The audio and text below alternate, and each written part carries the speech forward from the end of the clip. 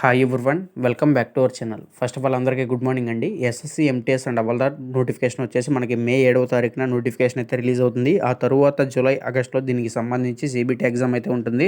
So ఇక్కడ ఒక విషయం గుర్తుపెట్టుకోండి, ఇంకా జూలై ఆగస్టులో పర్టికులర్గా ఏ డేట్ని పెడతారనేది డేట్స్ అయితే ఏం ఫిక్స్ కాలేదు, నోటీస్ కూడా ఏం రిలీజ్ అవ్వలేదు. జస్ట్ టెంటేటివ్ మంత్స్ కింద జూలై ఆగస్టులో పెడతామని చెప్పడం అయితే జరిగింది.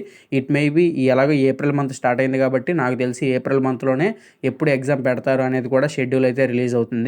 సో డోంట్ వరీ, అర్థమైంది కదా. ఇప్పుడు ఒకసారి దీనికి సంబంధించి నేను ఈచ్ అండ్ ఎవ్రీ పార్ట్ని ఎక్స్ప్లెయిన్ చేస్తున్నాను. అంటే జస్ట్ లైక్ ఏజ్ లిమిట్ ఏంటి, ఎగ్జామ్ ప్యాటర్న్ ఏంటి అనేవి గతంలో ఎక్స్ప్లెయిన్ చేశాను. ఒక 2 days బ్యాక్ 2 వీడియోల కింద ఉంటే మీకు ఏమైనా డౌట్ ఉంటే ఆ వీడియో చూడండి, మీకు కొంచెం డౌట్ అనేది క్లారిటీ అయ్యిద్ది. సో ఇప్పుడు ఈ వీడియోలో ఏంటంటే సిలబస్ ఏమిటి, అలాగే తెలుగులో ప్రిపేర్ అవ్వవచ్చా, అలాగే ప్రీవియస్ ఇయర్ క్వశ్చన్స్ ఏమైనా చదవవచ్చా, ఎస్ఎస్సికి ఎంటీఎస్కి సంబంధించి ఏమైనా రిపీట్ అవుతాయా, అసలు చదవడం వల్ల యూజ్ ఏంటి అనేది కూడా నేను క్లారిటీగా ఎక్స్ప్లెయిన్ చేస్తాను. వీడియోని ఎక్కడా స్కిప్ చేయకుండా చూడండి గైస్.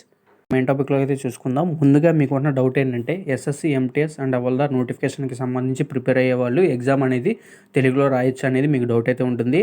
ఎస్, మీకు ఇంట్రెస్ట్ ఉంటే ఎగ్జామ్ అనేది తెలుగులో కూడా రాసుకోవచ్చండి. ఓకే, మీకు గత 2 నోటిఫికేషన్స్ నుంచి ఎస్ఎస్సి వాళ్ళు ఎంటీఎస్ అండ్ అవల్దార్కి సంబంధించి రీజనల్ లాంగ్వేజ్లో కూడా రాసుకుంటాకైతే అవకాశం అయితే ఇచ్చారు. సో మీకు ఇంట్రెస్ట్ ఉంటే తెలుగులో కూడా ప్రిపేర్ అయ్యి రాసుకోవచ్చు. ఇప్పుడు ప్రజెంట్ ఎస్ఎస్సికి సంబంధించి SSC GD constable, SSC CHSL, SSC MTS and అవల్దార్ ప్రజెంట్ ఈ 3 ఎగ్జామ్స్ ఎస్ఎస్సి నుంచి వచ్చే నోటిఫికేషన్లకి సంబంధించి ఈ 3 ఎగ్జామ్స్ రీజనల్ లాంగ్వేజెస్లో కూడా రాసుకుంటాకైతే అవకాశం అయితే ఇచ్చారు. ఇక్కడ మీకు ఇంకో విషయం ఏంటంటే మీరు సిహెచ్ఎస్ఎల్ ఎంటీఎస్ కంబైన్గా ప్రిపేర్ అయితే తెలుగులో కూడా రాసుకుంటాక అవకాశం ఇచ్చారు. ఎందుకంటే సిహెచ్ఎస్ఎల్ కూడా రీజనల్ లాంగ్వేజ్లో రాసుకోవచ్చు. మీరు సిజిఎల్, సిపిఓ అలాగే ఎంటీఎస్ ఇలాంటివి కంబైన్గా ప్రిపేర్ అయితే మీకు కొంచెం డ్రాబ్యాక్ అనేది చెప్పుకోవచ్చు. ఎందుకనంటే అవి కంప్లీట్గా మీకు హిందీ ఆర్ ఇంగ్లీష్లో ఉండడం అయితే జరుగుతుంది. సో ఇక్కడ వచ్చేసి తెలుగులో కూడా రాసుకుంటాకైతే అవకాశం ఇచ్చారు. సో మీకైతే మరి మీరే డిసైడ్ అవ్వండి ఎందులో ప్రిపేర్ అయ్యి మేము దేనికి ప్రిపేర్ అవుతాం, అసలు దేంట్లో రాసుకోవచ్చు అనేది. సో ఈసారి కూడా ఎంటీఎస్ అండ్ అవల్దార్కి సంబంధించి తెలుగులో కూడా రాసుకోవచ్చు, అవకాశం అయితే ఇస్తారు. బట్ సిజిఎల్ అలాగే సిపిఓ వాటికైతే అవకాశం అయితే ఇవ్వరండి. అర్థమైందా? ఇదొకటైతే గుర్తుపెట్టుకోండి.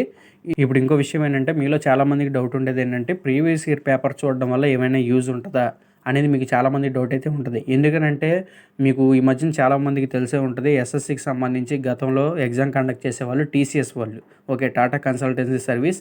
బట్ ఇప్పుడు వెండర్ మారడం అయితే జరిగింది. మనకి నెక్స్ట్ ఎస్ఎస్సి ఎగ్జామ్స్ వచ్చేసి వేరే వెండర్ వాళ్ళు కండక్ట్ చేయడం అయితే జరుగుతుంది. సో దీనికి సంబంధించి ఒకసారి ప్రీవియస్ ఇయర్ పేపర్ చూడడం వల్ల ఏమైనా యూజ్ ఉంటుందా అని డౌట్ ఉంటుంది. ఓకే, ఎందుకంటే గతంలో ఎస్ఎస్సికి సంబంధించి టీసీఎస్ వాళ్ళు కండక్ట్ చేసేటప్పుడు ఏవైతే ప్రీవియస్ ఇయర్ క్వశ్చన్స్ ఉంటాయో అదే రిపీటెడ్గా అడిగేవాళ్ళు. బట్ ఇప్పుడు ఏంటంటే మరి కొత్త వెండర్ మారుతున్నారు కదా, మరి వీళ్ళు కొంచెం అలాగే అడగడానికి అవకాశం ఉంటుందా అంటే ఎస్, మీకు ప్రీవియస్ ఇయర్ పేపర్స్ చూడడం వల్ల యూజ్ ఉంటుంది. మీకు 70% క్వశ్చన్స్ ప్రీవియస్ ఇయర్ పేపర్స్ నుంచి ఎప్పుడు రిపీటెడ్గా అడుగుతారు. మారేదల్లా ఏం కాదు, కరెంట్ అఫైర్స్ అయితే మారుతాయి. కొంచెం గ్రామర్ పార్ట్ ఏమైనా కొత్తదనంగా అడుగుతాం అనుకుంటే ఇంగ్లీష్లో గ్రామర్ పార్ట్ని అయితే అడుగుతారు. అర్థమైందా? ప్రీవియస్ ఇయర్ పేపర్స్ కంపల్సరీ చూడండి. ఇంకో మీరు చేసే పొరపాటు ఏంటంటే మీరు ఎస్ఎస్సి ఎంటీఎస్ ఎగ్జామ్ రాస్తారు కాబట్టి ఓన్లీ ఎస్ఎస్సి ఎంటీఎస్కి సంబంధించి ప్రీవియస్ ఇయర్ పేపర్ చూడటం వల్ల మీకు పొరపాటే అండి.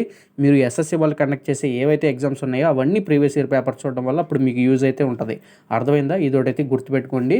మీకు ప్రీవియస్ ఇయర్ పేపర్స్ అనేవి చూడడం వల్ల యూజ్ ఉంటుంది, బట్ అన్నీ చూడాలి. అర్థమైందా? ఎస్ఎస్సికి సంబంధించి సిజిఎల్, సిహెచ్ఎస్ఎల్, అలాగే ఎంటీఎస్, సిపిఓ, ఓకే, జీడీ కానిస్టేబుల్, స్టెనోగ్రాఫర్ అన్నీ చూడాలి. అర్థమైందా?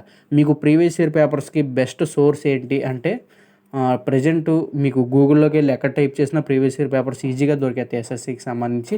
లేదు అంటే టెక్స్ట్ బుక్ యాప్ ఉంటుంది. టెక్స్ట్ బుక్ యాప్లో కూడా మీరు ఫ్రీగా డౌన్లోడ్ చేసుకోవచ్చు. వాళ్ళు ఫ్రీ సోర్స్ అయితే ఇచ్చారు, మీరు ఫ్రీగా డౌన్లోడ్ చేసుకోవచ్చు. ఆల్రెడీ మీకు టెక్స్ట్ బుక్ యాప్ చాలామందికి ఐడియానే ఉంటుంది, చాలా బాగా యూటిలైజ్ అవుతుంది, మీరు ఫ్రీగా డౌన్లోడ్ చేసుకోవచ్చు. సో రోజు ప్రీవియస్ ఇయర్ పేపర్స్ కనీసం ఇప్పటి నుంచైనా స్టార్ట్ చేయండి. మీరు ఖచ్చితంగా మంచి మార్కులు తెచ్చుకొని మంచిగా గెట్ ఇన్ అవ్వడానికి అయితే ఛాన్స్ ఉంది. సో మీకు ఖచ్చితంగా నాకు ఉద్యోగం ఇంపార్టెంట్ అనుకుంటే ప్రిపరేషన్ అయితే స్టార్ట్ చేయండి. ఇప్పుడు ఒకసారి సిలబస్లో టాపిక్స్ ఏమేమి ఉన్నాయి, అవి ఎలా ప్రిపేర్ అవ్వాలి ఏంటి అనేది ఒకసారి అయితే చూసుకుందాం. ముందుగా రీజనింగ్ నుంచి లెటర్ అనాలజీ, నెంబర్ అనాలజీ, అలాగే figure analogy, letter series, number series, figure series, okay. ఇటు చూసుకున్నట్టయితే కోడింగ్ అండ్ డీకోడింగ్లో letter coding, number coding and Chinese coding, Venn diagrams, అలాగే సింపుల్ మ్యాథమెటికల్ ఆపరేషన్స్, అలాగే folding and unfolding figures. Okay, ఇవి very very important. మీరు ఏంటంటే ఏవైతే ప్రీవియస్లో repeat అయిన మోడల్స్ ఉంటాయో అవే అలాగే అడుగుతారండి ఎస్ఎస్సి ఎంటీఎస్ అండ్ హవల్దార్కి సంబంధించి. మీరు ఒకసారి అవైతే చూడండి. ఓకే ఓకే ఫ్రెండ్స్, ఇప్పుడు ఒకసారి సిలబస్కి సంబంధించి మెయిన్ టాపిక్లోకి అయితే చూసుకుందాం. సిలబస్ వచ్చేసి మీకు ఇందులో arithmetic, reasoning, GK and GS, English నుంచి క్వశ్చన్స్ రావడం అయితే జరుగుతుంది. ఏవైతే అర్థమెటిక్, రీజనింగ్ అయితే ఉన్నాయో ఇవి మీరు ఇందులో నెగిటివ్ కూడా లేదు, మీరు అన్ని క్వశ్చన్స్ అటెంప్ట్ చేసేసుకోవచ్చు. పైగా ఇది క్వాలిఫైయింగ్ నేచరే, అంటే అన్రిజర్వ్డ్ వారికి 30% ఆఫ్ మార్కులు అయితే సరిపోద్ది, ఓబీసీ వారికి అలాగే ఈడబ్ల్యూఎస్ వారికి 25%, అలాగే ఆల్ అదర్ కేటగిరీస్ అంటే ఎస్సీ, ఎస్టీ, పీడబ్ల్యూడీ కేటగిరీ ఉన్నవారికి ఓకే మనకి చూసుకున్నట్టయితే 20% వస్తే సరిపోద్ది.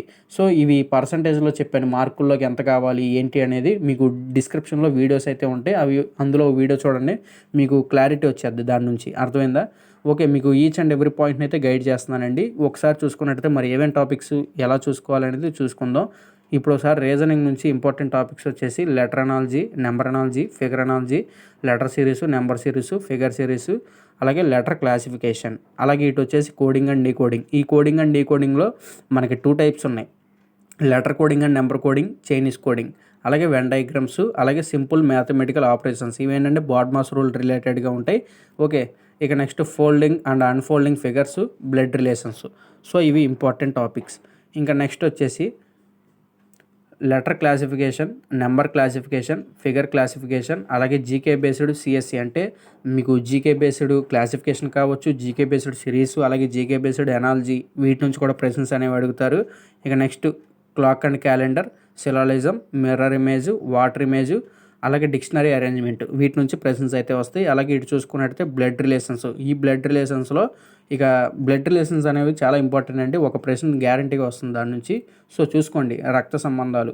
ఓకే, ఇక నెక్స్ట్ సీటింగ్ అరేంజ్మెంట్. ఈ సీటింగ్ అరేంజ్మెంట్లో line arrangement, circle arrangement, 2 arrangements అనేవి ఉంటాయి సీటింగ్ అరేంజ్మెంట్లో. అలాగే ఆర్డర్ అండ్ ర్యాంకింగ్, అలాగే డిస్టెన్స్ అండ్ డైరెక్షన్, అలాగే హిడెన్ ఎంబెడెడ్ ఫిగర్స్, అలాగే డైస్, కౌంటింగ్ ఫిగర్స్.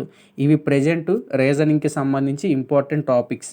ఓకే, ఇప్పుడు ఒకసారి వచ్చేసి quantity aptitude and pure maths నుంచి ఏమేమి ప్రిపేర్ అవ్వాలనేది అయితే చూసుకుందాం. Simplification, percentages, profit and loss, discounts, averages, అలాగే pie chart or bar graph, ఇది కూడా ఇంపార్టెంటే, వీటి నుంచి కూడా ఒక ప్రశ్న అనేది అడుగుతారు. అలాగే రేషియో అండ్ ప్రపోర్షన్స్, పార్ట్నర్షిప్, అలాగే మిక్చర్ అండ్ ఎలిగేషన్స్. అర్థమైందా? ఇప్పుడు ప్యూర్ మ్యాథ్స్ నుంచి నెంబర్ సిస్టమ్ అనేది మెయిన్ అండి. నెంబర్ సిస్టమ్ నుండి ఎల్సిఎం అండ్ హెచ్సిఎఫ్ అడుగుతారు, డివిజిబిలిటీ రూల్ నుంచి ప్రశ్న అనేది వస్తుంది, అలాగే ఫ్రాక్షన్స్ నుంచి వస్తుంది, యూనిట్స్ అండ్ డిజిట్స్ నుంచి అయితే రావడం అయితే జరుగుతుంది. అలాగే మెన్సరేషన్. ఈ మెన్సరేషన్లో మనకి 2D అండ్ 3D ఉంటాయి. అంటే 2D అంటే మనకి స్క్వేరు, రెక్టాంగిల్, సర్కిల్, ఇవి 2D. 3D అంటే క్యూబు, క్యూబాయిడ్, స్పియరు, హెమిస్పియరు, అవి. సో అర్థమైంది కదా.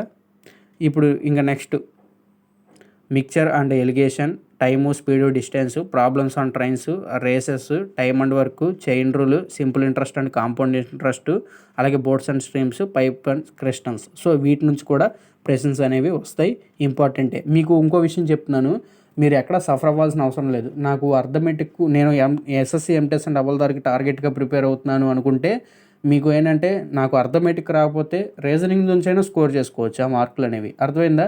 మీకు అర్థమెటిక్ రాకపోయినా రీజనింగ్ నుంచి అయినా స్కోర్ చేసుకోవచ్చు. ఒకసారి అయితే చూడండి. మీకు బలవంతంగా ప్రిపేర్ అవ్వాలి అన్నది ఏం లేదు. మీరు అంతకు మించి ఏదైనా సీజీఎల్, సిహెచ్ఎస్ఎల్ ప్రిపేర్ అయితే డెఫినెట్గా మీరు అన్నింటికి ప్రిఫరెన్స్ ఇవ్వాలి. ఓకే, ఇక్కడ మనకు అలా కూడా లేదు.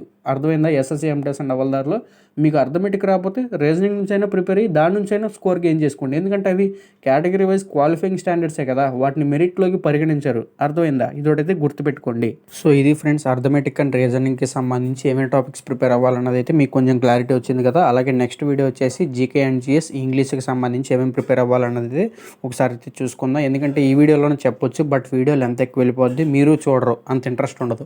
సో ఇదొకటైతే గుర్తుపెట్టుకోండి. మళ్ళీ నెక్స్ట్ వీడియోతో కలుసుకుందాం. అంతవరకు గుడ్ బై, జై హింద్.